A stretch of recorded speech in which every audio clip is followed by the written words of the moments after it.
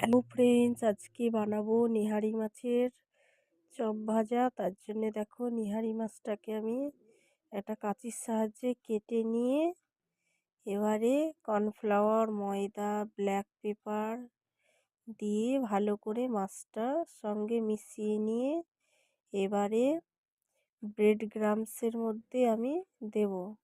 আগে এক এক করে মাছগুলো সব থালার মধ্যে তুলে নিয়ে এর মধ্যে কর্নফ্লাওয়ার, ময়দা, ব্ল্যাক পেপার এটা দিয়ে ভালো করে গুলে নেব জল দিয়ে। এবারে মাছগুলোকে ব্ল্যাক পেপার দিয়ে দিলাম। তো এবারে দেখো কর্নফ্লাওয়ারে ডুবিয়ে এবারে মাছগুলো আবার ব্রেড ক্রাম্বসের মধ্যে ভালোভাবে এপিট ওপিট দিয়ে নেব।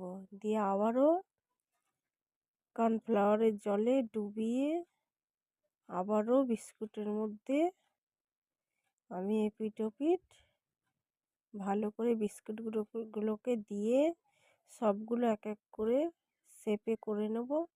এইভাবে করে নিয়ে একটা চাকু দিয়ে ভালো করে শেপ করে নিয়ে এবারে কড়াই তেল গরম হতে দিয়েছি। এবারে লাল লাল করে ভেজে আমি তুলে নেব। তো এইভাবে এক এক করে সব তুলে নেব। তো খেতে তো অসাধারণ।